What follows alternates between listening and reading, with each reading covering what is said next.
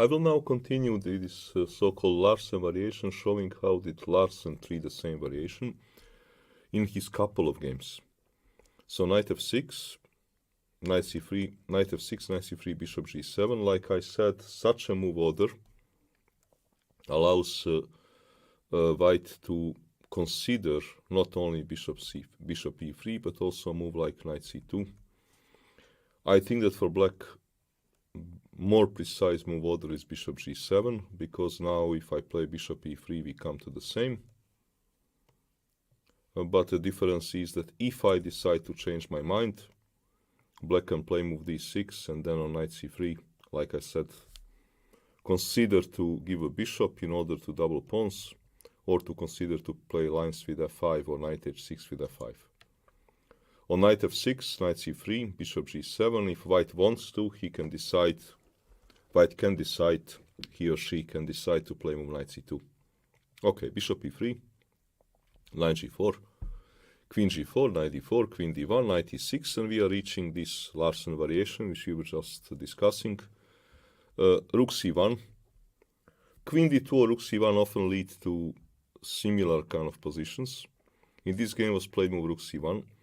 I would like to show one game of Rajabov that he played very well versus Leko, but also Leko did allow some mistakes. Queen d2 happened there, and Rajabov decided to play move b6, keeping queen on d8. What Larsen did in his games, he was placing queen on a5, so like I mentioned that this pawn push will not happen so easily. So queen d2 was played, b6, bishop e2, bishop e7, castles, f3. Instead of f3, well, f3 actually is a sensible move, preparing b4. Here the best move for black was a5. Black played bishop c6. A little bit unusual somehow that it looks to me like not precise way of playing. And here Leko played move king h1. Again, just like in our previous game, it is important to make sure that this knight never ever can get to this square and to stop it. And white is here basically better. a5, a3, I don't see how can this work for a black. I don't see how, next to the fact that black needs to calculate such a things. And sacrifice of exchange. But a3 is good enough. And if f5 trying to do this typical plan, with knight on e6 it works less good.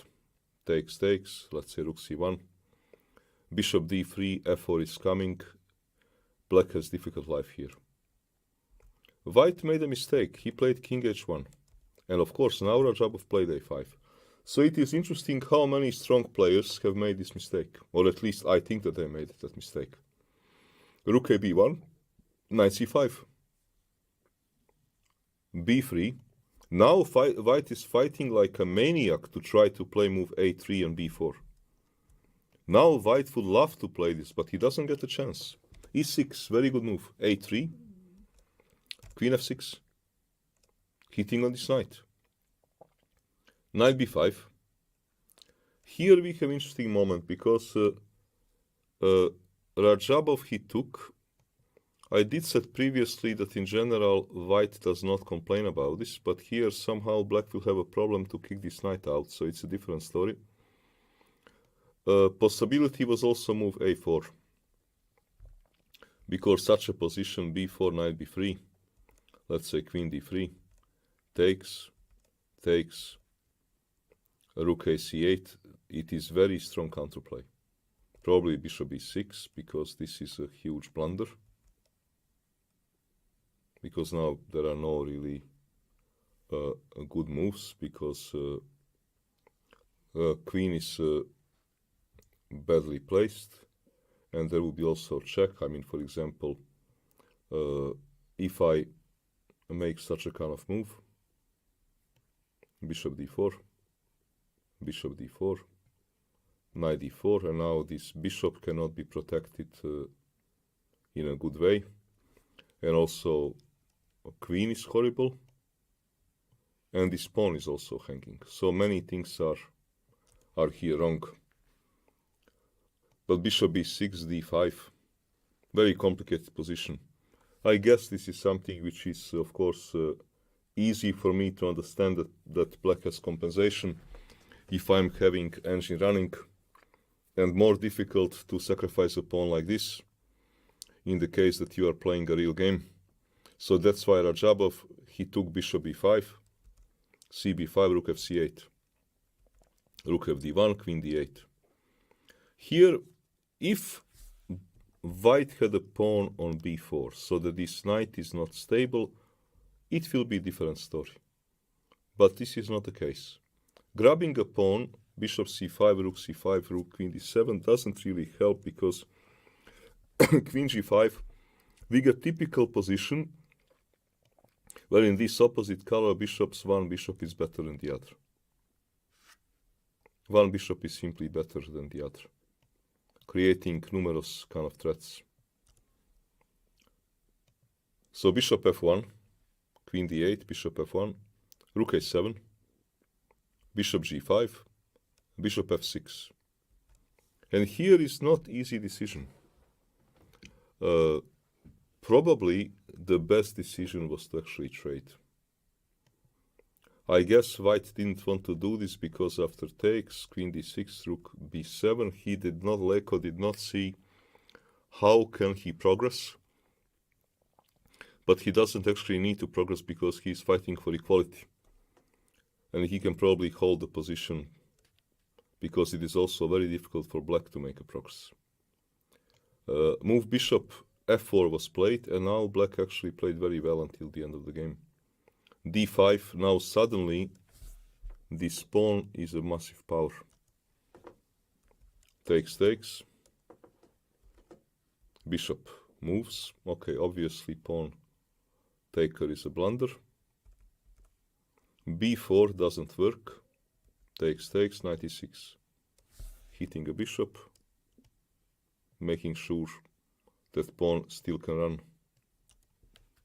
Bishop g3, rook d7, bishop f2, push. No way to stop this pawn in a good way, because also such a moves do not really help. Here actually, in reality, black is a pawn up. Rook e1, d3, rook e d1, hopeless position, king g7, bishop e3, h5, queen f2, rook d6. Okay, bishop f4, rook d5.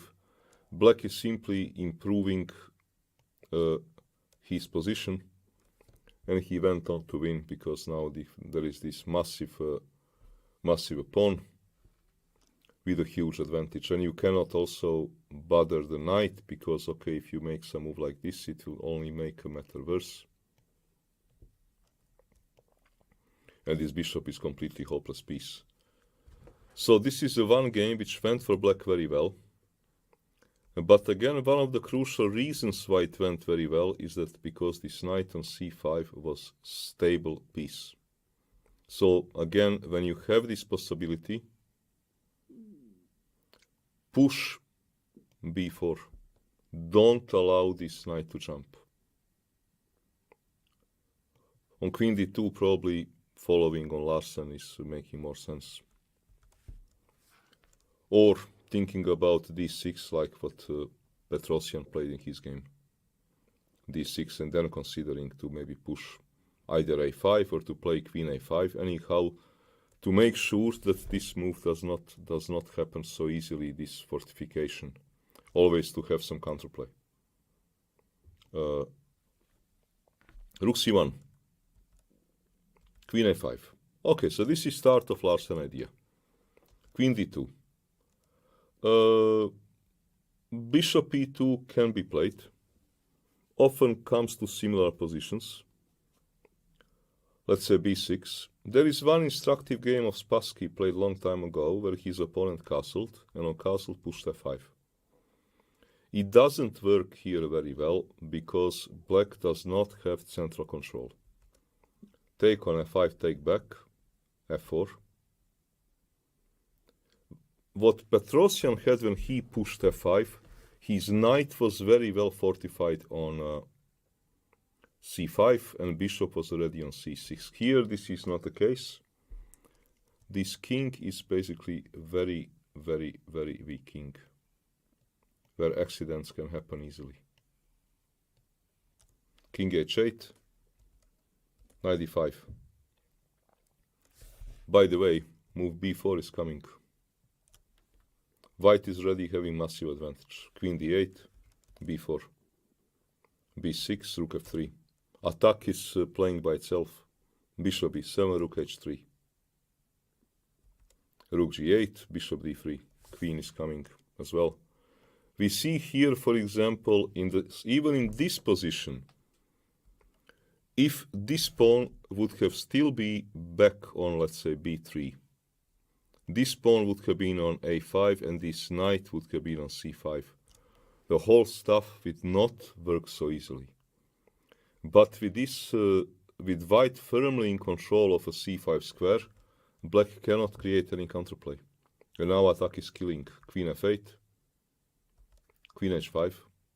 If not queen f8, how to protect this pawn?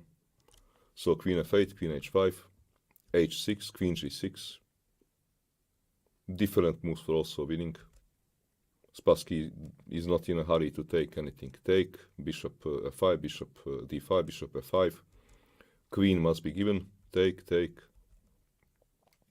Bishop c6, queen queen g6, and mate is still coming. So black resigned. This was a typical example that black is pushing f5, but black does not have positional foundation for such a kind of plan. Bishop e2, b6. This is typical Larsen plan. Castles, bishop b7, f3. Always questionable if we should defend this pawn. Probably not. Probably a3 is a fine move. Being ready to push b4, even to sacrifice a pawn, though here actually it is not exactly pawn sacrifice, because let's suppose that, I don't know, some move like h5 happens, b4 comes. Queen takes, knight d5, rook c8, queen d2. And black is here in a bad shape, because queen is out of play. Black cannot castle. White has much more than just a compensation. If black takes a pawn, this is now less bad for white than in some other cases, but still black has more than just a compensation. White has more than just a compensation. It is, in some previous cases, black was just lost, but here it's also great play for white. And not easy for black at all.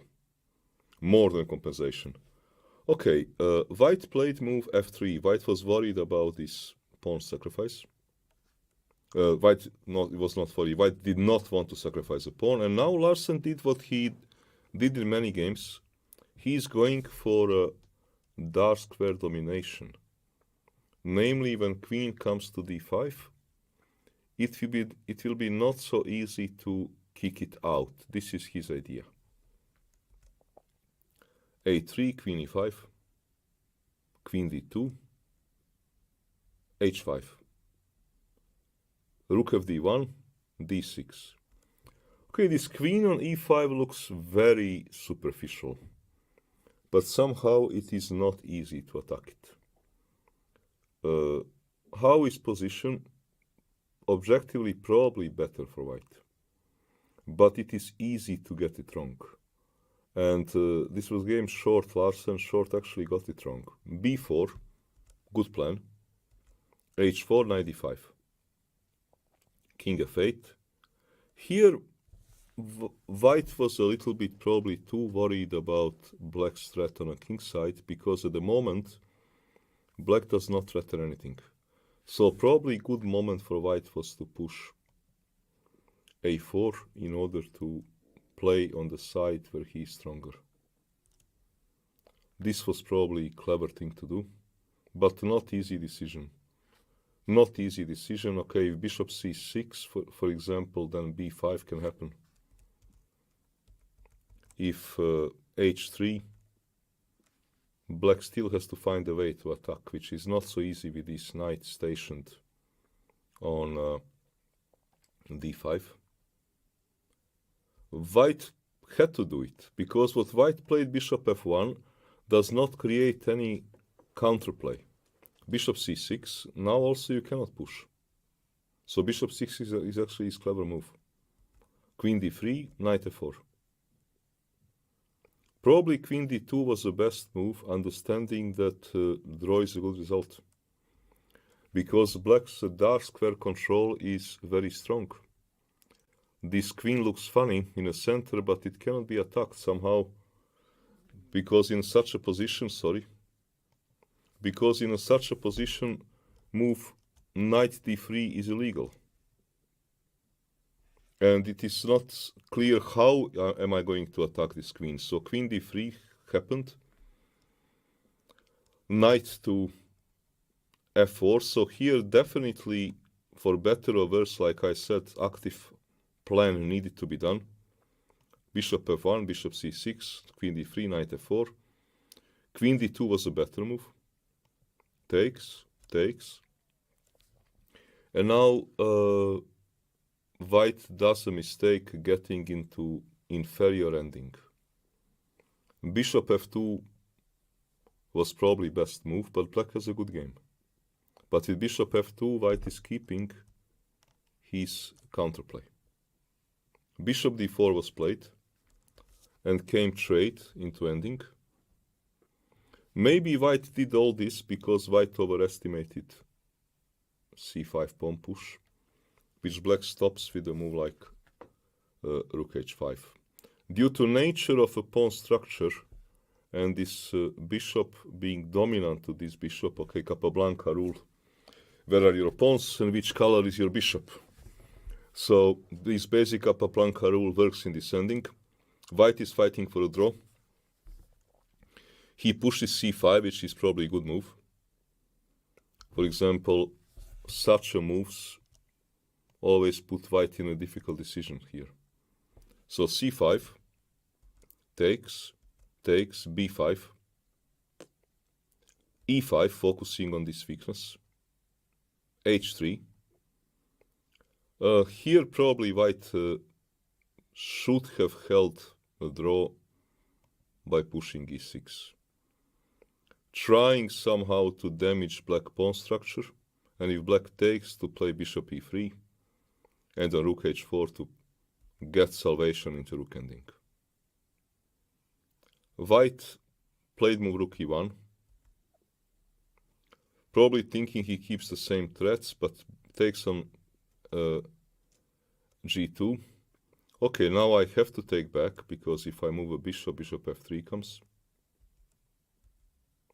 Rook f4 will not be with tempi. Rook c8 takes. Bishop d5. Black was better, and he went on to win the game. This was game between Short and Larsen. Game took another almost 50 moves, and a black won. Even better for black was probably here to play move rook h4 to keep this pawn, because white here does not have active play. So this is one example of Larsen's build-up of this kind of play. So queen is somehow on e5, but it's not easy to kick it out. Idea is dark square control. Larsen did it many times. The only potential problem is if white is very quick with its play. Probably move like a3 was a smart move, trying to be somehow quick and not being so concerned about defending a pawn. We will also have another game, Queen d2, which Larsen played versus Karpov. So Queen d2, in general, I prefer Queen d2 to Bishop e2, because it needs to be played probably first b6, because now Bishop d3 is also possible, which is what Anand played versus Ljubojevic. And I like how Vichy played it. Castles, g5, a3, h5, b4. Asking difficult questions. Because, okay, queen can go. Something like what Larsen was doing. Maybe also something that Ljubojevic should have considered. He probably didn't like knight e5, but queen is still reasonably fortified on e5. Maybe he didn't like some ideas like f4, gf4, rook f4. This is possible.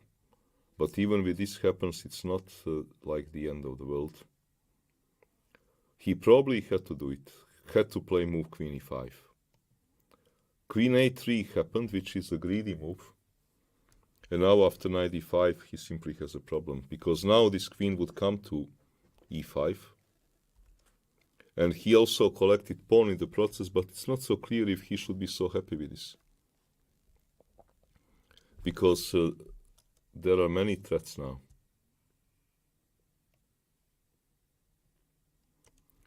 Position also queen versus two rooks would be excellent here for white because of a safer king. h4, h3, and Anand won because also here Anand has another threat. This was happened in a game, rook g8, rook d1, bishop h8, hoping for some play, but bishop e2, bishop c6, bishop g4 was even better. Anand played bishop f3 and won later on, but bishop g4 is even stronger. You cannot take anything. Just to give an idea, engine is giving here like +3. So if white can do something, white needs to be aggressive pushing his pawns, not to allow black to achieve this sort of fortification on the dark squares.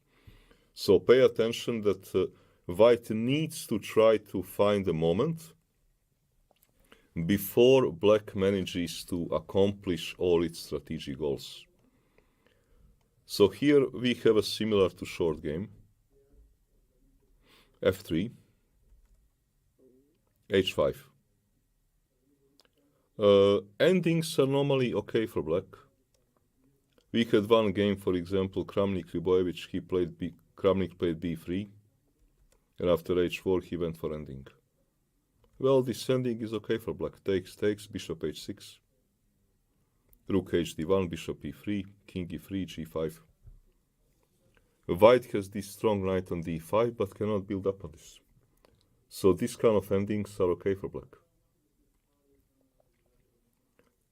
h5 castles, g5, rook fd1, d6. And here Karpov probably did a bit of a wrong trade, because this is game Karpov-Larsen. Karpov decided to go for ending, and this was probably a mistake, because even though those bishops are alive, white will not manage to get on a queen side what he is hoping to get in this kind of position. Maybe Karpov was simply overestimating this pawn push. Maybe he thought, or probably he thought, queens are off the board, I will start pushing my stuff on a queen side and I'm better. Better idea was most likely to keep the queens, to play like move like a3. And then to push b4 next move, and to play move knight e5, and to be doing this pushing, so similar like in short Larsen with queens on the board. this was probably better idea, but not easy somehow to decide in a practical game. Probably black is having satisfactory game here, because here the tricky part is, if you would analyze this fill engine will give you advantage to white. But in a practical game we have seen, okay, Karpov, Short, Kramnik, they could not manage to get something with white. Because it is not so easy in a practical game to work it out. Black is having a dark square control. Queen can come to e5 and is reasonably fortified. That's why this was a plan of Larsen. Larsen is the first person that came up with this plan, and he did it many times with success. And it is really not simple for white. So even though your engine will give you advantage for white based on a space, then engine is basically saying like, okay, I'm gonna, let's say, push, and this whole stuff does not threaten very much because I continue pushing. This is what your computer will tell you.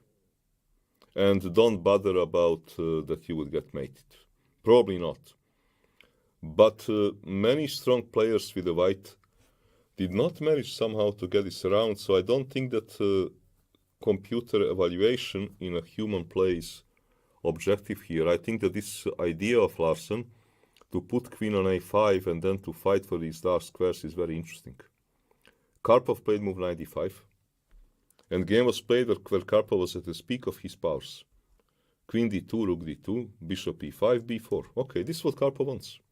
Push the pawns. But not so easy. Rook c8, a4, h4. It turns out that even without queens, black has counterplay. Bishop f1, f6. Rook a2, trying to push a5. Try to remember that, okay, this bishop is a good piece, but in 90% of descendings, this trade is good for black. And this is what black does. Bishop d4, king f2, king f7, a5. And now black is going and ending dominant knight to this bishop. So trades. Trades.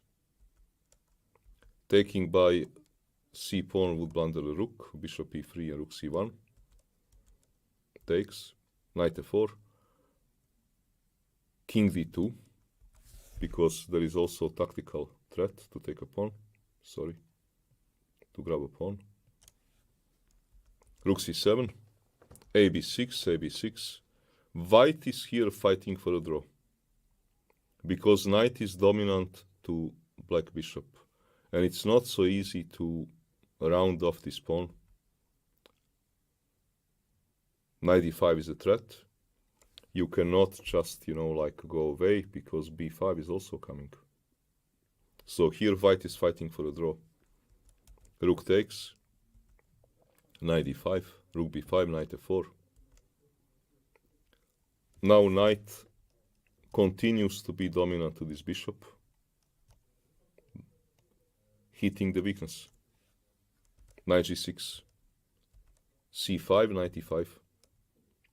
Black also has this positional threat to undermine white's pawn chain. Rook c3, takes, rook b8. White also needs to watch out for his coordination and his king, because this is unpleasant stuff. Bishop e5, rook d8, king e2, and here black actually allowed the wrong trade. Black played move knight c6, which goes into drawn rook ending, and they agreed to a draw like 10 moves later.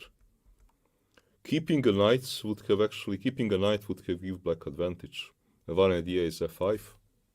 Just keep on improving position, because white's passer is not worth very much. Second, e6 with similar idea. So we have here, what I wanted to show is this Larsen plan to play for a dark squares, which actually is very interesting plan. And even though, like I said, even though your engine will prefer white, it is definitely plan for black to try, because it is not simple for white in a practical game to find the right way. And black has a lot of, black has strategic control of the center, strategic control of the position, and dynamic play. This is basically what Larsen chess was about, dynamic chess with a good strategic foundation, and this is idea of his in this maroци bind position, which I would advise to basically try in a practice. It is not played much nowadays. I think it is very interesting to try it in practice.